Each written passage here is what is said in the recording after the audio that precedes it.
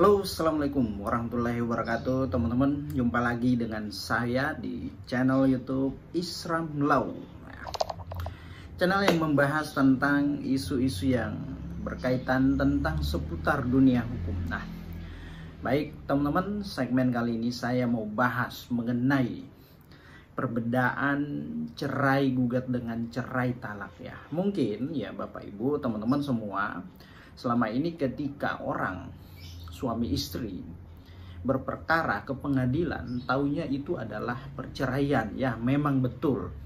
Tetapi ada klasifikasinya, ada perbedaannya. Nah, ketika istri mengajukan gugatan cerai itu disebut apa? Atau suami yang mengajukan itu disebut sebagai cerai apa? Nah, tentu untuk mengetahui jawabannya, tonton terus video ini sampai selesai ya. Oke, baik teman-teman. Nah, perbedaan mengenai cerai gugat dan cerai talak. Nah, baik teman-teman, cerai gugat adalah gugatan yang diajukan oleh istri atau kuasanya pada pengadilan. Apabila dia beragama Muslim, maka diajukan ke pengadilan agama, dan bila beragama non-Muslim maka diajukan pada pengadilan negeri. Nah, itu ya untuk cerai gugat ya, istri yang mengajukan ya kalau cerai gugat. Nah, sedangkan cerai talak adalah permohonan cerai yang diajukan atau dimohonkan oleh pihak suami. Nah, ingat ya, jadi perbedaannya di situ. Kalau cerai gugat adalah yang mengajukan istri.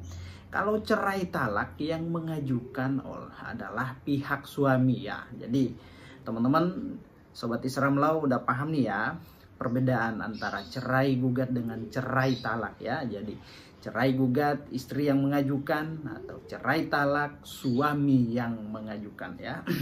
Oke, baik teman-teman. Nah, dasar daripada perceraian ini diatur di dalam Undang-Undang Nomor 1 tahun 1974 tentang perkawinan, dan juga diatur di dalam Peraturan Pemerintah Nomor 9 tahun 1975 tentang pelaksanaan Undang-Undang Perkawinan.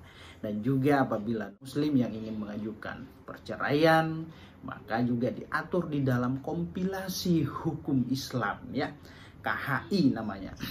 Nah, oke, baik teman-teman. Nah, perceraian itu, ingat ya, jadi perceraian itu akan putus secara sah apabila dilakukan di dalam ruang persidangan pada pengadilan ya. Apabila beragama Muslim, maka berada di pengadilan agama, dan non-Muslim maka diajukan di pengadilan negeri ya teman-teman ya. Itu ya, jadi perceraian akan sah putus apabila dilakukan di dalam ruang persidangan pada pengadilan. Nah, setelah pihak pengadilan berusaha, berupaya mendamaikan, memediasi para pihak.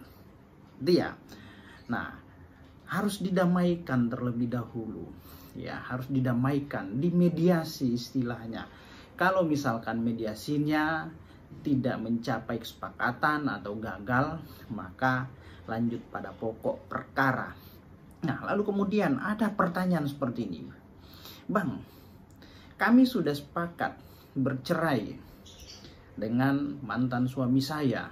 Nah, sudah sepakat nih. Kita sudah buat surat perjanjian.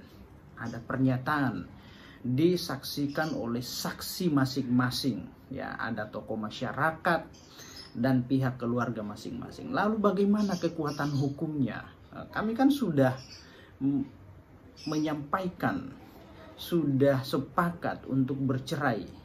Nah, apakah ini sah atau bagaimana di mata hukum? Nah, oke teman-teman ya, sekalian saya jawab. Nah, mengenai perceraian yang dibuat di atas kertas yang bermaterai dan disaksikan oleh para pihak masing-masing, apabila itu disampaikan, diucapkan oleh pihak suami ataupun istri, apabila dia beragama Muslim, maka perceraian itu secara agama sah. Ingat ya, perceraian secara agama itu sah, tetapi secara negara tidak sah. Ingat ya, tapi lihat dulu perkawinannya. Apakah perkawinan bapak ibu tadi itu merupakan perkawinan yang sah, yang dicatatkan di negara, misalkan di KUA atau di pencatatan sipil, maka proses perceraiannya harus juga melalui negara ya. Tidak boleh melakukan perceraian begitu saja meskipun sudah ada kesepakatan. Nah, terkecuali mereka atau para pihak ini nikahnya nikah siri di bawah tangan, mau cerai-cerai begitu aja ya nggak masalah. Secara agama juga diakui, tapi secara apabila perkawinannya dilakukan secara sah dan dicatatkan di pencatatan sipil atau KUA, maka harus dilakukan dengan cara-cara yang diatur oleh undang-undang tadi, undang-undang perkawinan, kompilasi hukum Islam, peraturan pemerintah. Nah, kira-kira seperti itu ya. Nah, jadi mengenai perceraian yang sudah disepakati, dibuatkan surat pernyataan kedua belah pihak dan disaksikan oleh pihak masing-masing. Ketika perkawinannya sah, maka perceraian yang dimaksud tadi itu tidak sah, tetap harus dilakukan di dalam ruang sidang pada pengadilan ya teman-teman. Nah, itu sesuai dengan ketentuan pasal 39 Undang-Undang Perkawinan. Nah, itu sangat jelas ya. Maka perceraian itu hanya dapat dan sah apabila dilakukan di dalam ruang persidangan atau di muka persidangan teman-teman ya. Ada hakimnya, bukan cerai, sepakat cerai yuk, ayo kita buat surat pernyataan, dibuat surat pernyataan. Ada saksi dari pihak masing-masing minimal 2, dan itu dilihat, wah ini sudah sah. Tidak ya, tidak. Secara agama ya sah, tapi secara negara, secara undang-undang perceraian tersebut tidak diakui ya. Oke teman-teman ya, itu ya kira-kira penjelasannya ya mengenai perceraian dan juga perbedaan cerai gugat dan cerai talak. Nah oke teman-teman, nah sudah tonton kan video ini sampai akhir, tahu kan jawabannya? Nah itu ya teman-teman ya. Jadi teman-teman yang juga baru bergabung, jangan lupa like, share, dan subscribe ya.